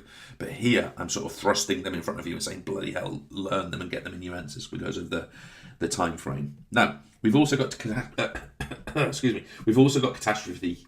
Why is that hard to say? We've got catastrophe theory. And let's have a look at what it says. So, in essence, catastrophe theory is, again, a drive theory. Okay, so it's based around sort of Hull's principle, very similar to that original model. Why? Because we have got a linear relationship between arousal and performance quality. So what we've got here is at point A, which is right there, we have got the notion of optimal arousal. But of course, it's a bit risky, isn't it? It's like you're flirting with danger to get right up there. Why? So we've got optimal arousal, and we've got the point at which best performance occurs. Best performance occurs. Now, we can also say here that point B is what we would describe as the catastrophe. So let me put that in here. Point B is the catastrophe. Okay, it is the catastrophe. Why? Because what's happened here is we've got a slight increase of arousal. So we've gone from this point of arousal to this point of arousal, and we've got this crash. Okay, and we've got an extreme decrease in arousal. Let's call it an extreme decline. That's what we mean there. It's an extreme decline. And what we can say about that is at that point, any increase, obviously past point A, any increase in arousal will cause, believe it or not, will cause a major decline in performance, a major decline in performance. So, you know, it's almost like someone's completely lost the plot here. You know, we've got the idea where nothing's working anymore. Sort of, someone was really sort of flying. Tennis player was hitting every shot beautifully, and then all of a sudden they've got a little bit wound up a little bit further, and all of a sudden nothing's coming out, nothing's working. And it could be sort of behavioural as well, like literally like losing it and losing sort of, that sort of over-energized mind and poor behaviours coming out. But it doesn't have to be that. It could be as simple as someone, just their quality of what they're doing drops. Now, what's point C? So just let me go back up here. Point C is that if the individual, notice what happens here, the individual has to lower their arousal to this point here. So so here we've got a recovery. Okay, so that's the recovery. But what happens here is we've now got reduced arousal. The person brings their arousal levels back down. Okay, so perhaps they get that cathartic effect, and it can allow a performer to work. This is the key word, to work towards optimal. Because what a person's going to do here, think about a tennis player, they have a bad set or a bad game, whatever. What they're going to try and do is sort of calm themselves down, bring themselves back to this level of arousal, get back to this kind of level of performance, and they're going to slightly build to flirt back up with this optimal point again. Now, of course, we've got area D, which is where things really go wrong. And in area D, what we've got here is the idea of worsening. Okay, so it's like an ongoing catastrophe, and it's a further increase in arousal. Okay, so it's like doubling down really. Will cause, let's call it catastrophe, to deepen. So you can imagine a situation here where the tennis player I was saying is they've had the catastrophe, their performance level has dropped right off, and they get more and more hyped. And what happens here is they're just error after error after error after error, and it just falls apart, and the whole match is lost, or whatever the equivalent would be. So again, there's our evaluation of catastrophe theory, guys. And I just make the same point to you. I'm putting this in there so that you can evaluate things. I'm not going to go over it because, look, I don't think you need me to read stuff out to you. But those points are really sharp. They're derived directly from mark schemes for your course, and therefore they're really useful for you to get in. So guys, I'd never know how better to say this at this stage, a few days out from exam, but bloody learn them. I'm sorry to be so base, but sometimes that needs saying, doesn't it? So get it in your nut, and remember it when you come to the answer. Now, what we're going to do here is, if you were asked this question, what would you need to do? So we're going to analyse a range. So we're going to analyse a range of theories that explain the relationship between arousal and sporting performance. So what would we do? What would be the structure of our response? So this is going to be some longer answer, let's say. So this is going to be a bunch of marks. This is a big question. So what am I going to do? In step one, and consider these here, by the way, probably to be paragraphs, but in step one, I am going to name all the theories. Okay, so that's what I'm going to do. So the first thing I'm going to do is my answer. I'm going to say the range of arousal theories are and I'm going to name drive. I'm going to name inverted U. Maybe I put the theorist names into this as well. I'm going to name catastrophe. I'm going to name even shift in the inverted U. I should have put that one in there. I'll just put shift for quickness there. Shift. So that's what I'm going to do. My first stage, I'm going to name those things. Secondly, what I'm going to do is I'm now going to spend something like a paragraph both explaining and drawing, and you must do that, Hull's theory. Okay. Now, I might even take another paragraph to show the adapted version of Hull's theory, but what I'm going to do is assume you guys can do that, and then my next paragraph, my next block, is going to be about inverted U. And again, what I'm going to do here is basically what I've got above. I'm going to explain and draw the U. That's what I'm going to do. Then I'm going to go into the shift. I realise you guys, I'm going to show the shift based on different variables. And what I'm going to do, I'm going to explain and draw the shift. And then penultimately, guys, I am going to go into my sort of penultimate paragraph here.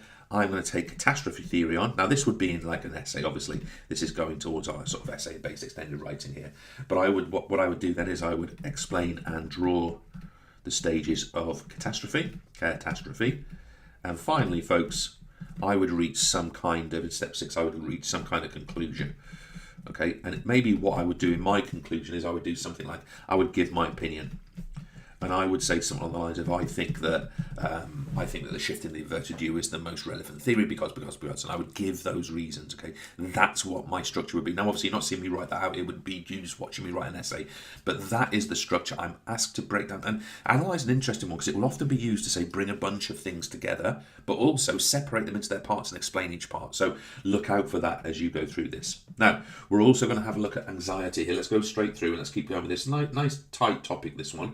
But But let's have a bit of a think about what it is. By the way, we've got our descriptors of anxiety down here. We've got negative emotional state. We've got feelings of worry and unease, apprehension. We've got being threatened. Now, what we're going to do here is we're going to look at types of anxiety. So let's look at trait first of all.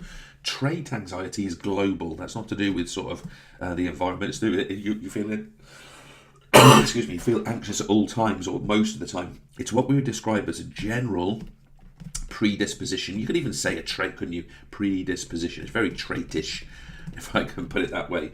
We can describe it as stable anxiety. It tends to be enduring. It tends to be continuous. Now, you've got to feel a bit for people that experience this. It's not a nice experience, I'd imagine, and one could argue that it's innate. Now, again, we're starting to touch on health issues there, aren't we? But trait theory there is, trait anxiety is something that we want to distinguish from state anxiety. What's state anxiety? It is what we would call situation specific. Therefore, it's environmental. So I consider myself a fairly competent sports person. I can have a go at most things, and my state anxiety is low when I go and have a game of golf or football or rugby or tennis or badminton, tennis, all the stuff, But you put me in a dance hall, and I'm going to feel anxious. It's that classic man thing, and it's like, okay, I've had a go at this. I know what it is. I've seen it on the telly. I've seen Strictly, but I ain't going to be able to do this. And so I'll be all like, oh. So that's what we mean by state anxiety. It's in a specific scenario. So in a specific scenario, someone is going to experience that. Now, we've also got these kinds of types of anxiety down here, and we're looking specifically at responses to anxiety. What are a series of somatic? Remember, somatic means physical. What are a bunch of somatic responses? What would happen? So what's going to happen is we're going to have an increased pulse rate, so increased heart rate is going to occur. We are going to have a release of adrenaline. Okay, you can also say epinephrine for this as well, but that's the stress response. You're going to have a feeling of tension in the body. You're going to have possibly headaches. Headaches and stress and anxiety can be linked. You're going to experience sweating, clamminess. Let's put the word. I love the word clammy. It's one of my favourite words. Great word, isn't it? Clammy. Ooh, I'm ever so clammy. We've got the idea of butterflies. We've got the idea of nausea, feelings of sickness. We've got the idea of possibly urination or ongoing urination, needing to wee more than is normal. And we've also got the idea of high blood pressure could be an experience as well. And what about cognitive? Cognitive, obviously, of the mind. This is where we tend to get a different series of experiences. We tend to experience nervousness. Okay, this kind of, I guess you would call it worrying. Okay, it's worry. You worry about things. We can also talk about apprehension. Apprehension is sort of the feeling that something's going to go wrong. You're worried about that thing. You might experience disturbed sleep. For me, this sort of mixes both cognitive and somatic. Because disturbed sleep is technically kind of behavioural. You might experience self-doubt. Self-doubt, like self-limiting beliefs, and they can be described as negative thoughts or negative thinking. So I'll put negative thoughts in there. Now, we've also got the concept of the eyes off, and I'm going to come to it in a bit more detail in a moment, explain it to you. But before we do that, I just want to describe the experience of eyes off. When things are going well, it's when anxiety is just at the right level and is being managed. It's when things feel effortless, because you do need a bit of anxiety. And there's some really nice theories we don't study on this, actually. Long story short, a little bit of somatic anxiety is quite good for performance. Cognitive anxiety needs to be removed. I'm not going to get into it here. But automatic control, when we find our eyes off, we've got a principle of optimal arousal. I should have shown you it before I wrote these out, but nevertheless, we've got the other way around. It's when a person is in control, and it's when a person is calm. So, of course, this is what people want to achieve in their sporting performance, because they get best performance. But, of course, this means managing arousal and anxiety. And we can represent eyes off in the following way. So what we're saying here is that different people, that's why it's individual, will experience what we would call the eyes off, or being in the zone, being all those things calm and control, effortless. They will experience that at different levels of arousal. So this first person here has got a low level of arousal in order to achieve that. This moderate person here has got moderate levels of arousal to achieve being in the zone.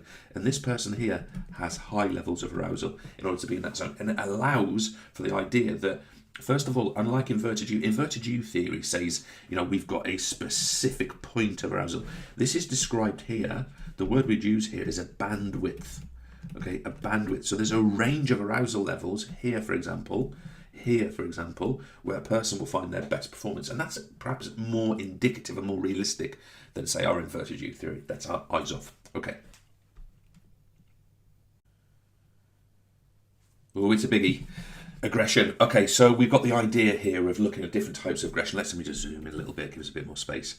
So we've got our hostile, destructive aggression. What is that? It's outside the rules, it's intent to harm. Let's look at that in rugby. There's loads of examples, and you sort of got to be a little bit inventive with these. But what I'm going to say is that someone throws a punch in the scrum. Someone throws a punch in the scrum. That is clearly an intent to harm. It's outside the rules. It is hostile, destructive aggression. Okay. What about in boxing? Now you might want to think, well, a punch in boxing. No. That is within the rules, and it depends how you think about this. But a punch in boxing, you could at least argue. I don't think it always stands up this, but you could at least argue that the intent is not to harm. It is the successful completion of the skill. But anyway, I won't get into that particular debate. But what we're going to say here is let's go for a headbutt.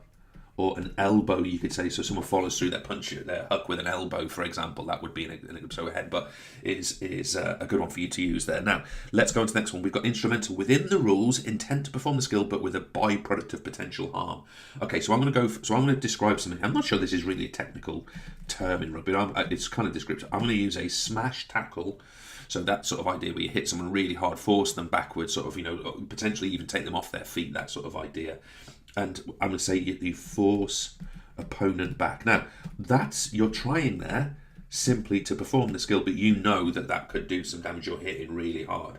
Right, with boxing, this is the one that becomes really, really hard. So I'm going to go for the following. I'm going to go for push the opponent. So the person you're fighting, you push opponent against ropes, to limit their space. Now, you might be thinking, hang on a second, that doesn't sound very violent, it doesn't sound very aggressive. But the point is, when you shove someone up against the ropes, that could cause all kinds of issues. First of all, it could involve your sort of forearms in their face, it could involve their feet being tripped, it could involve twisted ankles, it could involve, I know it sounds very low level, but it could involve even like friction against the ropes themselves. There's a potential to do harm in that situation. It's just within the rules, although some referees will sort of find a boundary there and say, okay, not as much as that, but it's like that. Now, we're going to go into our assertion. Assertion is robust play within the rules, no intent to harm. Now, this is where you're going to have to consider whether I should switch the last two together.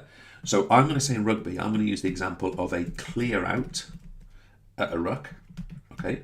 Now, if you're not sure what that is, check with your teacher or Google it. A clear out is basically where a tackle has been made, the ball's on the floor to be contested, and a player will sort of legally, I suppose, well, definitely remove the opponent from the possibility of getting that ball, a clear out. So that's that. Now, I'm going to suggest in boxing, this would be a jab.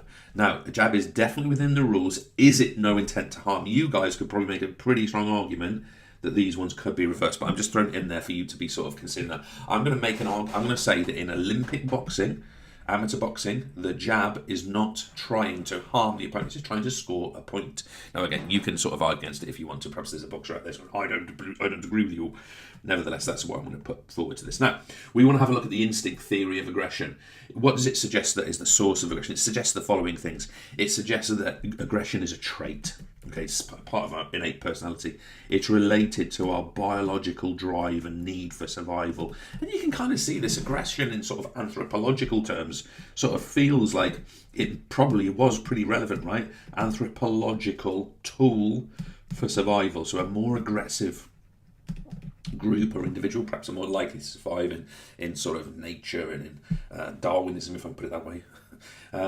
Now, we've also got here that what we can argue is that instinctive aggression, it is channeled via sport. Now, I don't want to get sort of too political by this, but you should perhaps read accounts by people like Orwell, who describe sport very interestingly as war without weapons, literally channeled via sport aggression, and it makes that sort of aggression socially acceptable. Think about that for a second. There's lots of aggression in sport, or can be, and people kind of applaud it in a lot of sense. Also, it's argued that sport provides a cathartic release to an individual, that they can act aggressively and then that tension leaves them. And the other thing is we tend to find it's more common in men. Shock. It's more common in men. That's not to say it's exclusive, but it's more common statistically speaking. So we've got some strengths and weaknesses of theory. Once again, we are evaluating. Guys, really trying to drive that home. One of the strengths is I think we can argue that aggression has historically been a natural human need in terms of humanity's survival. I think that's probably a reasonable point to make. Another one is it is hard to control aggression sometimes. You might have this yourself where you sort of lose your temper perhaps, or maybe you don't, but it can be hard to, and you might, oh, where did that come from? And it's just, it just comes out. We can also argue that some people are consistent, some people consistent. And what I mean by that is some people are aggressive a lot, aren't they? So, we can see that. Sometimes predictable. So sometimes we can say, okay, this circumstance is going to bring aggression out of this particular individual. So sometimes predictable.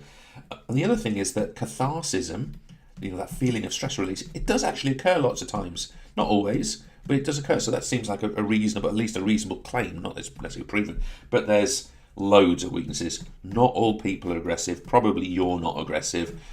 So this idea that human beings are aggressive, it doesn't seem to play out. The other thing is not all cultures are aggressive. So it may well be that aggression is a cultural phenomenon. So some cultures, albeit maybe smaller cultures, they are just not aggressive cultures. So that doesn't help to argue that. It's too simplistic as a model. That's often a criticism we can make of these things. It's too generalised.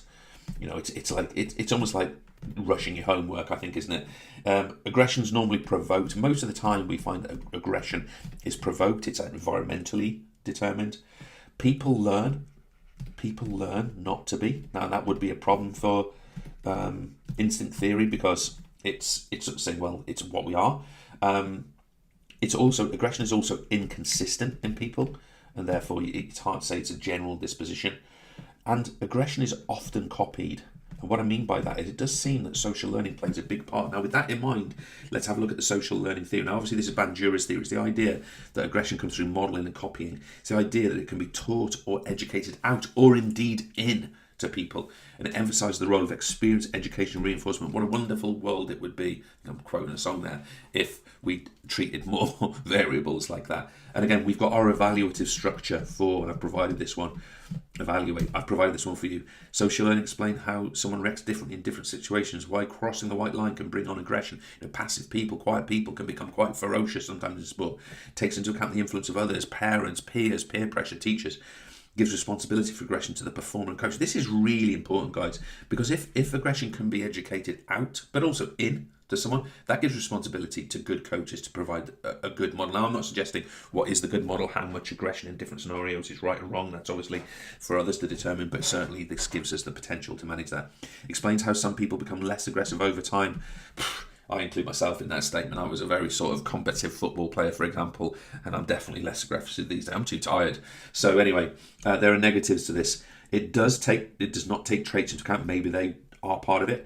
It doesn't explain why different people react different in the same situation. Fine. It does not consider which cues. It doesn't take cues into account. We're obviously going to look at that with aggressive cue hypothesis in a second. Now, let's look at Dollard before we do that. Dollard's theory suggests the following. It suggests that in our case, a sporting situation, we have our drive. Obviously, we've looked at that drive in relation to arousal, in relation to motivation. And what we're saying here is we've got a drive and something blocks that goal. Let's say it's an excellent performance by an opponent. You're playing your tennis match really, really well, but your opponent's playing even better, and therefore is forcing mistakes out of you or whatever it happens to be. So there's some kind of obstacle. And that leads to a sense of frustration. Now, this is where things get interesting. Dollard argued that obviously this bit here is sort of socially constructed. Okay, and what he's argued, it depends on the circumstances, it's environmental, but what he argued is that when frustration occurs, aggression always follows. Okay, and obviously with different types of aggression, but he's arguing that's a trait in human beings. In essence, what he's arguing is if the outcome of that aggression is to some degree success, and I don't mean success in the sporting context, but if what the objective of the aggression was works, that will lead to a sense of success and catharsis. In other words, the aggression will be released. But if there is punishment, or if that aggression, for example, is not functional, it doesn't have the impact that's desired, what's going to happen is further frustration and a loop of frustration and aggression. That's effectively what Dollard is arguing. So it is an interactionist theory. It is an interactionist theory.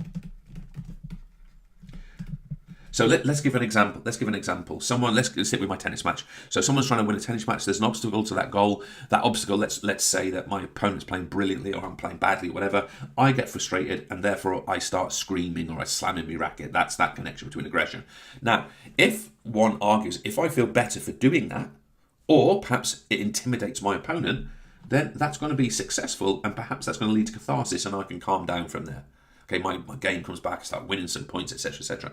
But if it simply fires up my opponent to be even better, to hit even better shots, and technically a punishment, what's going to happen there is I'm going to come back to that more frustrated, and it's going to cycle in that way. So it's like this upbuild in that way. Now, just take the word punishment. It doesn't have to be a warning, a red card. It doesn't have to be that stuff. The punishment could be that you don't get the response that's intended from the aggressive act. Now, there's problems and strengths with this theory. Let's go through them. Let's do the negatives first.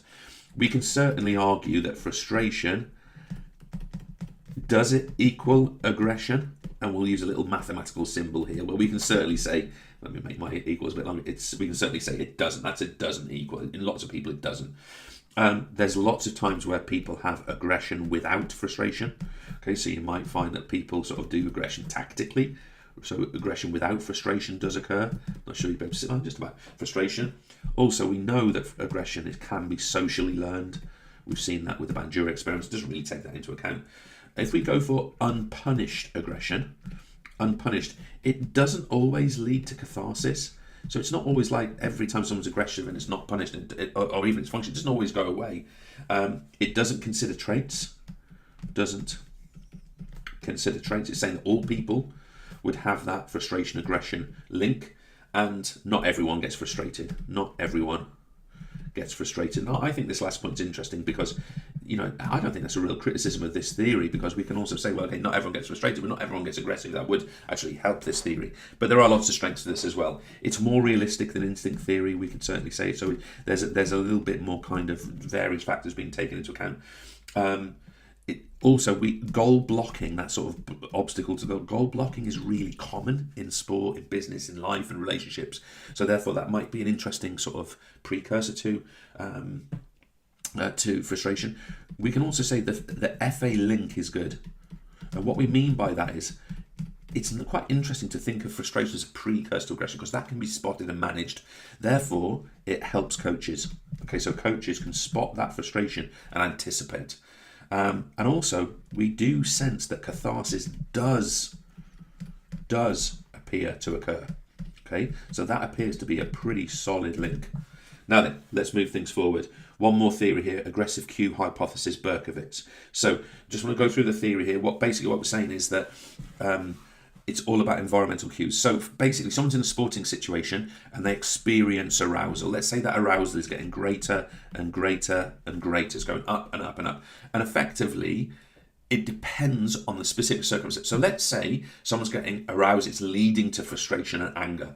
If that person, let's just say, has a tennis racket, okay, either available, let me put a racket here. If they have a tennis racket available to them, that would be potential aggressive cue. They've got more chance of smashing that racket than if here there was no tennis racket. So just think about that. Here, think about the tennis racket being smashed. Here, there's no tennis racket. Perhaps you're on a countryside walk. You're not going to smash a tennis racket because there ain't one about. But if you get frustrated in that game, okay, that racket's there and you're going to slam it on the... I'm not saying you will. One might. It happens all the time in tennis. One might do that, get a warning, whatever. And what happens here is, because the tennis racket is there, the tendency to smash that racket is greater. Because the tennis racket isn't there, obviously the tendency to smash that racket is lesser. That is at the heart of what Berkowitz said. And by the way, this is considered to be what's called a scapegoat theory. Okay, there's lots of scapegoat theories, but this is a scapegoat theory. And what we mean by that is you take it out on something, or you use something. That's the scapegoat. In this case, I'm talking about the tennis racket being slammed to the ground because the racket's there. You can't hit someone with a hockey stick if the hockey stick's not in your hand. Now, in terms of what aggressive cues can be, these can also be people. Okay, so sometimes we have sort of like fierce opponents. That could be an aggressive, like a big rival. That could be an aggressive cue. So what we're saying here, positives and negatives, clearly shows how environmental influence plays a role. Aggressive cues can be highly personal, individual. Explain why frustration doesn't always lead to aggression compared to the Dollard theory. Aggression does not, and negatives does not always occur in the presence of a cue. So, often tennis players don't slam the racket, right? It depends on other factors. Aggressive cues could be very different or specific and does not take traits into account. So we've got some strengths and weaknesses there. Okay. Pause there. No, folks, we're very short on time. So what we're going to do here is we've got a model answer. It's something I would encourage you to work with in quite a bit of detail sort of after this session as well. But what we've been asked to do here, and I just want to sort of show you perhaps a bit of a marking process, but I want you to have a look at the first half of the answer. The question's about all is a 10 marker, so it includes some skill acquisition as well as the stuff on aggression. We've got operant conditioning, and then the answers there for you to have a look at. And the mark scheme's available, obviously, in the National Mock Exam mark scheme. But what I want to do first of all is I want to bring this layer of marking in that I've done. Now, first of all, what is all that red? But what I want you to do here is just notice the marker's behaviour. Okay, what we're doing here is that the examiner in this case is going through the answer and they are circling and ticking and referencing from the mark scheme, the points that they believe attached. So, for example, I've got the mark scheme in front of me at the moment, and point one of the mark scheme states, frustration develops when goal-directed behaviour is blocked. We've got here, goal they are achieved is blocked. I'm linking those statements together, and I'm looking for that. And I happen to know that this one here is an AO1 point. Now, it doesn't matter just for now, but I'm also, in my mind, as the marker, when I go through this, I'm asking the question of, have they included AO1, AO2, AO3 through their answer? Now, the second half of this particular response, obviously here we've got 1, 2, 3. All three of these points are AO3 points. Okay, so I'm now starting to think, okay, this person's made a bunch of AO3 points, they've made a bunch of examples, they've made a bunch of AO1 points. This is leading me into thinking, okay, this person's probably in the top band, and I've still got all of the operant conditioning answer to come into mark, so this person's getting really good credit. A lot of what they're writing about is relevant, but although this is marked online these days, I just want to show you what the basic principle of this would be. You've got a situation here where an examiner is looking at the key language and how that associates with the mark scheme and referencing that on the left-hand side. Examiners will use things like references such as VG, this means vague, didn't quite make the point there. They'll use references such as BOD, benefit of the doubt, where you sort of half made or three-quarters made a point. They'll also use references for EG, and this is when you make an AO2 point or an example. They also use references such as dev, where you're developing. That's an example. This one's a dev point here, so this one's a dev point here, a developmental point off the back, and it gets me some AO3 credit. So it's worth thinking about it in that way, and I just wanted to show that as a basic principle. Now, we're really short of time, so we're going to get cracking here. So, folks, what I want to do is I want to look at confidence. This is a big area of our course, and I want to make sure that we've got comprehension. That's what we understand of sports confidence, self-efficacy. Sports confidence is general and global. Self-efficacy is situational and specific. Now, all I'm going to do before we change canvas here is I just want you guys to be confident that this is the impact. This is the impact of sports confidence on three things: on esteem, on performance, and on participation. Now, again, it probably involves me reading these out to you, but the point I want you to be able to make is that if you get a question about performance, you write about this. If you get it on the impact of esteem, you write here. If you get impact on participation, you write here. Outside of those areas, you're not going to pick up marks, so make sure you're able to do that. Canvas change. Let's have a little look at Veely. I'm going to zoom in and got to make my screens a bit bigger. So what Veely suggested, a sports-specific theory, by the way, which we appreciate, but what Veely told us is that we have an objective situation. I'm going to give you a specific example of this. So we're in a sporting situation, and effectively what happens here is that our trait, sports confidence, our SE trait, which is obviously this is our general confidence, okay, our general sports confidence, that's going to lead to a certain state of confidence, but so is our competitive orientation. And I just want to be clear what this is. This is the types of goals a person would use. So think about outcome, think about performance, think about process goals. If someone is using outcome goals and they're expecting to win, or they need to win, that's how they judge themselves, and they've got generally high sports confidence, they're probably going to feel, right, I've got to win this, that's my objective and I feel good about it. So they're going to feel in the state pretty confident in that situation, right? Now, if they go and perform and they perform poorly and therefore they lose, they're going to consider that a failure. Maybe they did some things well, but they lost. And what that's going to do is it's going to have an impact on their overall trait sports confidence, okay? So that is going to have a negative. It's going to bring this trait sport confidence down. Now, what it's also going to do is it's going to challenge them as to the types of goals that they're setting. So let's actually put this into an example, because I'm sort of rambling on. It's probably better that I just put this into an example for you. Let's imagine this situation. I keep using tennis as my example. I don't really play tennis. So it's the first round of a tennis tournament, okay? And it's the first round, and we are playing against, so let's imagine you and I are a doubles pair. We are playing against the number one ranked pair, okay? So it's like, okay, we're playing the best, maybe the best in the world, whatever. And the other thing we can say is, in terms of our general sports confidence, we can say that we're generally confident, so pretty confident in our trait side of this. So we're generally confident. So, generally we do well, but this is a really tough opponent. So we expect to lose. So we're expected to lose, by the way. So we expect to lose. So as a result of that, that's in brackets, by the way. So as a result of that, so what do? we focus on process. So we focus on first serve, we focus on communication, we focus on our volleying, we focus on small gaps, we focus on these things that can just improve performance. And what happens is, and obviously what we're going to have here is that our state confidence would be lower than normal. And why would it be lower than normal? Well, we're expecting to lose, we're playing against the best, etc., etc. But because we're focused on the process, not on winning and losing, what do we experience? We experience calmness because we're thinking about process, not outcome. We experience focus and we bring about excellent performance. So we perform really well against the best. And you know what happens? God damn it, we win. Okay, so you and I, big match, we win the match. Now, this is where it gets interesting. Because we've had that positive experience, because our competitive orientation has been towards the process, what now happens is, all of a sudden, back up here, we now don't focus on the process in round 2. Now, we're all about winning the tournament. So we're winning the tournament. That's what we're trying to do. We're feeling really confident now because we've beaten the best. And all of a sudden, we've got high state confidence. But now we've got perhaps the wrong competitive orientation and we don't get the performance level the same. And the next time we lose in round 2, damn it. Okay, and that is because the subjective outcome influenced the fact that we're no longer focused on process. We're focused on we're now the best team. We should be winning, and we lose concentration, we lose focus, we lose the sort of determination to follow the right process, and we go on to lose that round 2. So there's an example. Now, Veely claims there are a bunch of sources of sports confidence, and let me tell you what they are. So the first one, can you guys see that? Yeah, it's all right now. Skill mastery is a brilliant source of confidence. Now, that won't surprise you. If you've really got something going well, you're going to feel good about it. Styling is one of my favourites. Styling is when you have performed a skill or an act successfully in front of others who can do it already. Okay, so it's almost like showing the senior players or the senior members that you're good enough to. If you've had really good physical and mental prep, that's going to really help us. And if, for example, we've got in here social reinforcement, if we get that kind of congratulation, encouragement, positive reinforcement, etc. from those rounds, that's going to lead to higher likelihood of feeling confident. If we are experiencing effective leadership, so if the person leading or the group that's leading, if that is effective and we follow that leadership, we are likely to feel confident. And finally, guys, we've got the idea of environmental comfort. Now, this is not how nice the weather is.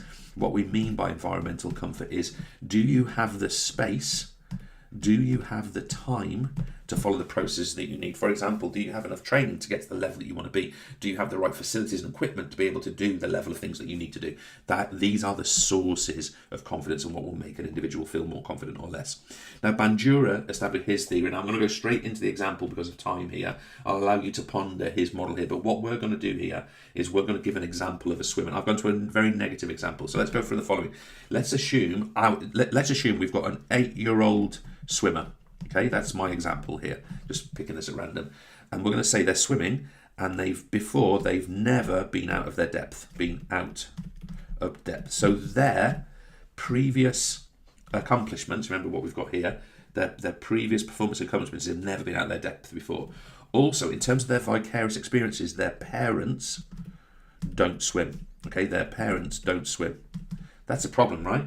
Also, let's go for this one here. We've got the verbal persuasion. The person, maybe the coach doesn't know this, and no coaching points are provided to this person. So they go out of their depth, they've got no coaching points, they know their parents can't swim. What do they get in terms of emotional control? They lose it and we get panic.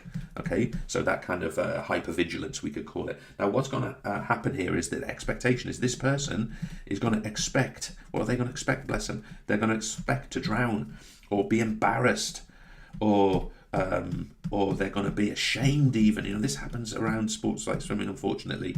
Okay, they're going to feel ashamed. So what happens? In week 2, they avoid. Okay, so in week 2, they're effectively, their positive performance deteriorates and they avoid the class. So they, here's my note, I can't do it, but whatever reason. Now, this is a really negative model. Now, of course, we can change this. We can change this by making them nice and safe. We can change this by showing them other models of people. We can change this by coaching, maybe doing one-to-one work, maybe doing manual guidance.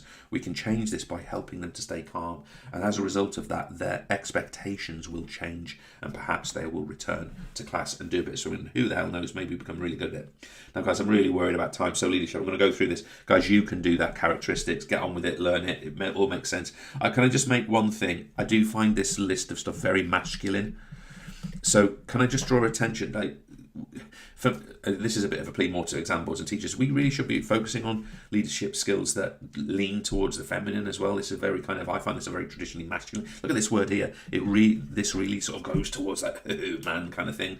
Don't know why I'm saying it like that. Nothing wrong with men. Obviously, I'm one of them. I think we're all right generally, but you get my point. Anyway, how do leaders actually become leaders? Well, we've got two groups. We've got emergence. These are appointed from within the group. Their experienced performance becomes a player manager or a coach becomes the caretaker manager. Classic examples. We've got prescribed leader, appointed from outside, new ideas, non-native coach as the national team manager, new signing becomes the captain. Okay, so we've got these sort of sources of leaders that we've got there. Allow you guys to ponder and use that language.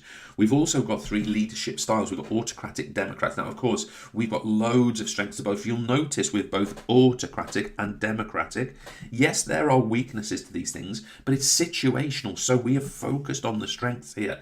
Whereas laissez-faire, which is, you basically let people get on with it. And there are some times when you would do this. I think it was Lao Tzu said when you want to lead people, walk behind them or something like that. I might have got the wrong Chinese emperor or philosopher there. But nevertheless, the point I want to make here is that we allow people to make their own decisions. We allow things to flow.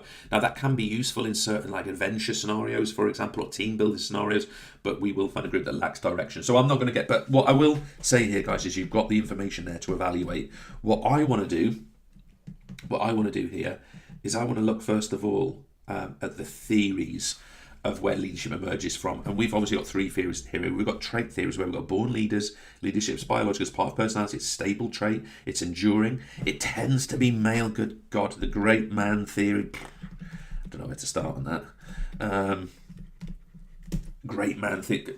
Let me put that in air quotes. That's what this is referred to. And social learning is irrelevant. It's like you're born. And of course, you can imagine the sort of damage this kind of theory does. It's not just about males and females. Also, this is about hierarchies in society where people feel they've got the right to lead others because I'm born to it. Don't know why that accent came on. I sounded all Boris, didn't I? Anyway, going over to social learning theory here. The exact opposite is based on modelling. Vicarious, of course, means learning from others and through us. Learn from significant others like parents, teachers, coaches. Leadership is more likely if reinforced. That's got to do with our OC, our operant conditioning. We've got traits are irrelevant. Again, maybe too strong a term. Leadership is learned from others. And then we've got our interactionist approach, which is traits and environments interact to influence. We've got people are born with certain traits but can make more or less of them. Innate leadership skills are displayed when the situation demands it. Now, this comes really back to Hollander and the role-specific behaviours, if you can remember that theory, and success occurs when the situation draws out leadership traits. Again, very much linked to Hollander. Now, what I want to do, guys, is I want to get onto Shalajirai, and this is how can I sing? Who sang that song? Nobody does it better. Who sang that? No better than the rest. I'm the best. That one. Good God. Right, my point is I really like Shalajarai's model. I think it's an excellent descriptor of the role of leadership in sport and environment. Let's see why. We have here the antecedents. The antecedents here. Okay, and what we are looking to do is that we have, especially here, we're looking for uniformity once we look at these in detail. So the situation is going to develop a requirement for behaviour. I'm going to show you that in a second. But the leader is going to have their own tendencies and preferences. The members, the players, the other admin staff, the coaches, they're going to have a preferred behaviour by the leader. And the leader needs to take all this account to appropriate select the type of leadership they're going to do. And if they get it right, and if all these things are in unison, we're going to get great group performance. So let me give you an example of this. So I've been in this situation many times. I think probably a lot of the teachers watching this have probably also been in this situation. I'm going to give you an example. And I'm going to say a PE teacher, me, for example, or you, if you happen to be a PE teacher, going that. We are teaching javelin. PE teacher teaching javelin. Okay, so that's the situation. Also, this teacher is doing it for the first time. First time doing it. Okay, first time doing it, so probably a bit nervous.